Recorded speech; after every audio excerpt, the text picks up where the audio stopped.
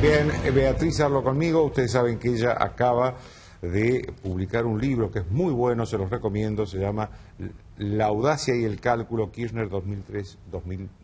Es este libro que tiene además la honestidad de que en el prólogo dice lo siguiente. Dice: si alguien busca un panfleto no lo encontrará en este libro. Mejor sería que lo abandonara en la mesa de la librería donde lo está hojeando.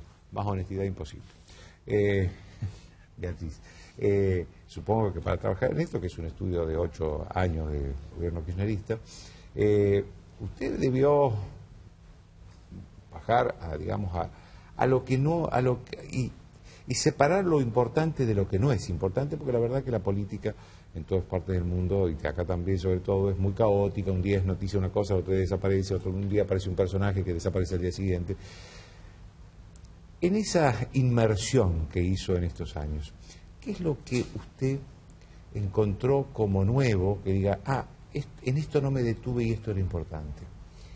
Bueno, básicamente lo que son los primeros capítulos, que es lo que surge después del 2008, que no le di, mientras iba surgiendo, no le fui dando la trascendencia, que es el mundo 2.0, digamos, el mundo Kirchner 2.0, que yo creo que Kirchner tampoco le arrogaba demasiada importancia a eso, que eso se fue produciendo como en paralelo con Kirchner, que tiene que ver con 678 Facebook.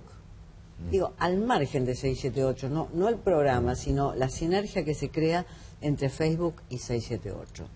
Yo recuerdo que en el acto del 24 de marzo del 2010, ahí yo tuve como una visión de lo que podía organizarse. Yo estaba en la Plaza de Mayo, entre paréntesis, la gente me decía, anda que te pague Morales Solá. ¿Sí? Sí. Nunca le pagué nada. Nunca me ha pagado. Nada.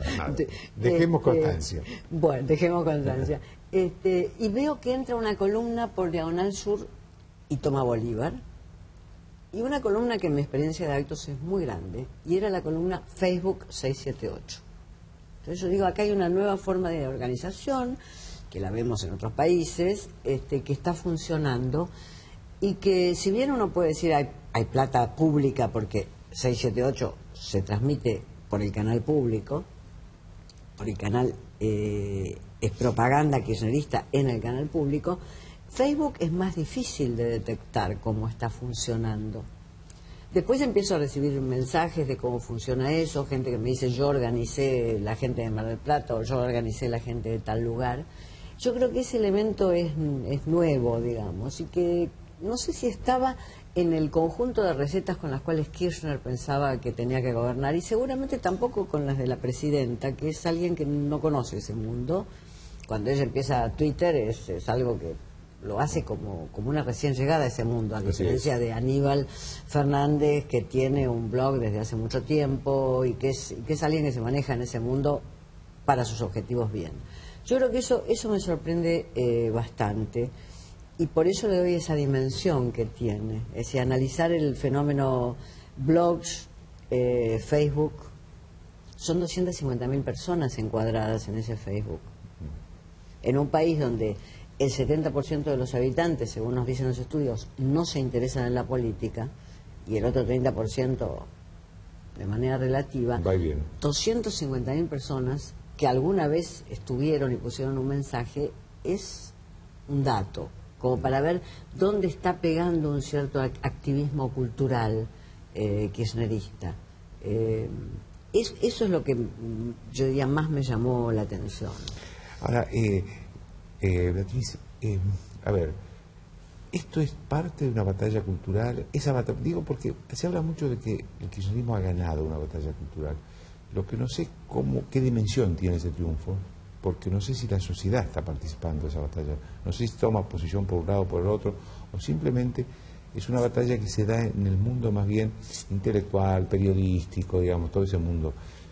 ¿Usted cree que eso forma parte de esa batalla? ¿Esa batalla existe?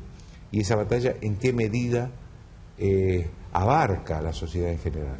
En general, una hegemonía cultural se gana en ese activo de la sociedad, que es el activo que lee diarios sobre papel, después a la tarde los consulta en su página que lee revistas, que mira programas como estos. Ese es un activo de la sociedad. Cuando uno dice si se gana o se pierde una batalla cultural o una batalla por la hegemonía, digamos, es pensando en ese activo de la sociedad. Lo que pasa es que ese activo después se amplía, cuando vienen los periodos electorales, ese activo de la sociedad se amplía, pero las sociedades en su conjunto no están todo el tiempo mirando esto.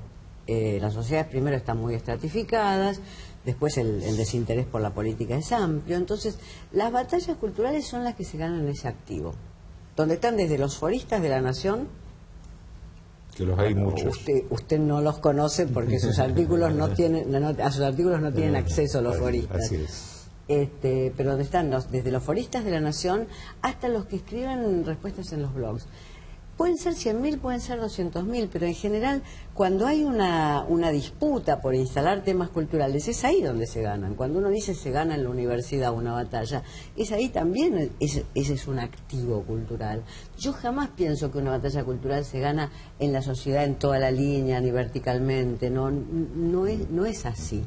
Después, con mucho tiempo, cosa que el kirchnerismo todavía no tuvo y no sé si va a tener, se crean fuertes identidades culturales, como puede ser la identidad cultural del radicalismo, que si uno va a unas zonas más rurales del país está en la provincia de Buenos Aires. O la del propio peronismo histórico. O la del peronismo histórico, y también la de este.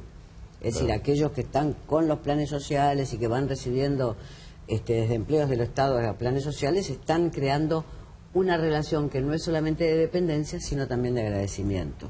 La relación de dependencia es una relación clientelística, es espantosa, pero también existe del otro lado una relación de agradecimiento.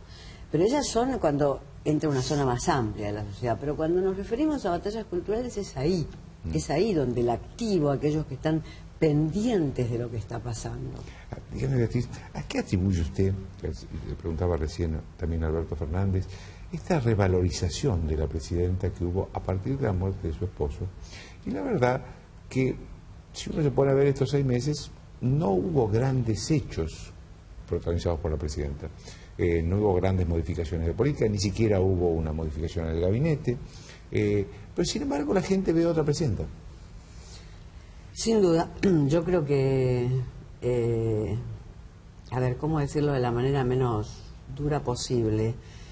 La muerte de Kirchner fue una bendición para el kirchnerismo, no para la presidenta en términos personales ni para su familia, que no se entienda mal esto, y todo mi respeto a ese dolor que creo verdadero y que juzgo verdadero, sino, usted sabe que el kirchnerismo estaba en picada, y la muerte de Kirchner, como las encuestas de Poliarquía y otros encuestadores lo marcan, hace que en días la presidenta suba 20 puntos en la opinión pública. Ella hace una muy buena combinación, que no creo que sea un cálculo, sino que hace una muy buena combinación de dolor y de presencia pública y de hacerse cargo de la cuestión. Y por tanto, la solidaridad que despierta la muerte es una solidaridad que ahí sí no es como la política, esa sí que está difundida en la sociedad, arriba, abajo y horizontalmente. La figura de una viuda es una figura que llama a la solidaridad, una viuda con 2 hijos, cuyos hijos no empiezan a disputar herencias, sino por el contrario se reagrupa alrededor de su madre. El cambio de imagen de ella, que la favorece enormemente, no vamos a hablar de frivolidades respecto a una muerte, pero digamos también que el cambio de imagen de ella la favorece extraordinariamente. No se enoja, no se enoja. Pero con de imagen nadie, física también. Sí. Digamos, cuando uno juzga a un político, juzga esa totalidad.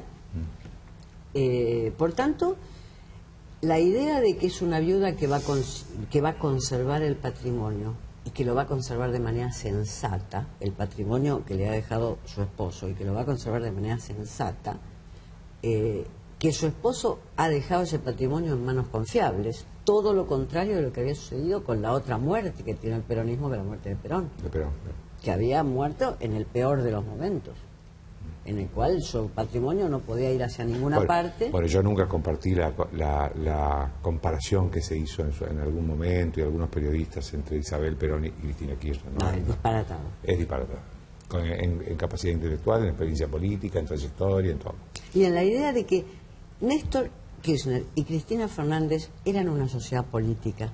Isabel Perón y Perón no eran una sociedad política. O sea, ellos eran una sociedad política, no importa qué los uniera además, el amor, la vida, los hijos, no me importa, eso es parte de su vida privada. Públicamente, y en lo que hicieron desde Santa Cruz hasta acá, eran una sociedad política fuertísima. La oposición no le ayudó un poco al gobierno, digo, a la presidenta en este momento, pero también al gobierno en general, porque vemos que la oposición tiene dificultades serias como para encontrar, a partir de estos 6 meses en los que la presidenta creció, la oposición tiene dificultades para encontrar un camino. Usted sabe bien que yo pienso que hay oposiciones. Bueno, muy bien. No oposición. Sí, pero está bien, pero todas cometieron algún error, ¿no? Porque están llegando con dificultades, ¿no? Bueno, en principio, Carrió, que es una muy buena analista política, no la estoy jugando solamente como política, para ser político se necesita ser un buen analista, no alcanza, pero se necesita ser un buen analista. Chacho Álvarez era un excelente analista político, por ejemplo. Dijo, serénense, no llegan los 10 indiecitos a agosto. Los 10 candidatos de la oposición no llegan. Y en efecto, se empezaron a caer muy rápidamente. Aún los que dicen que todavía están en carrera están caídos.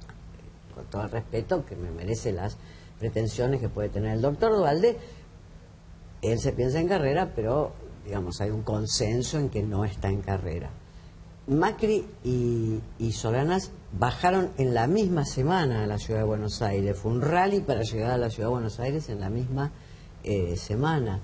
Por tanto, la idea de que había muchos candidatos que tenían que acordar, uno dice, ¿por qué no eran tantos los que tenían que acordar? La predicción que hace Carrió, quiero decir análisis, hipótesis, para no usar la palabra tan antipática, es que no iban a quedar tantos para acordar y que es más sencillo acordar en una mesa más chica, hacer el gran acuerdo en un núcleo de oposición y después que, bueno, el que quiera se sume o no se sume a eso después de un segundo acuerdo. Pero me parece que no iban a llegar 10, como en la famosa novela de Agatha Christie, no iban a llegar los 10 indiecitos, los muñecos comenzaron a caerse y fue muy acelerado eso. Bueno, de Tasneve fue el primero que cayó. O sea, bueno, lo voltearon, ¿no? Lo volteó los votos. Sí, cayó en el sentido de que, bueno, el destino decía que no les daba la figura para esto. Lo de Macri se podía pensar. Entonces, ¿por qué acordar con el PRO, que no se sabe muy bien cuáles son sus propuestas nacionales, antes, cuando Macri 6 meses después iba a decir, no, en realidad mi vocación es Buenos Aires y voy a ir a Buenos Aires? Claro. Una última pregunta, Beatriz, ¿cómo imagina entonces, estamos dando por supuesto que si la presidenta es candidata, porque todavía no dijo que sí, pero seguramente lo va a hacer, ¿cómo imagina un próximo periodo kirchnerista? Bueno, ¿con reforma de la Constitución o sin ella? Alberto Fernández dice que no la va a proponer, pero no sé, la conoce más que nosotros a Cristina. Porque los Kirchner habían inventado un loop extraordinario. Primero digamos. Uno, después otro. Eso era extraordinario. Es como el loop tucumano, que es que el vicegobernador pasa a ser gobernador y el gobernador vicegobernador y así. Sí. Era extraordinario. Por eso pregunto con reforma sin ella. Porque si hay reforma, si logran una mayoría en el Parlamento, en las elecciones, va a ser difícil. Pero si hay reforma no hay problema. Si no hay reforma, la sucesión se va a empezar a discutir el 11 de diciembre. Como usted sabe, en cualquier país, no es solamente un rasgo argentino. No, en Estados Unidos en Estados Unidos pasa eso. La sucesión se va a discutir el 11 de diciembre. Eso lo sabía Kirchner, por eso había inventado esta sucesión dentro de la sociedad familiar. Y esto lo debe saber también ella. Te agradezco mucho, Beatriz. No, gracias a usted. Una pausa.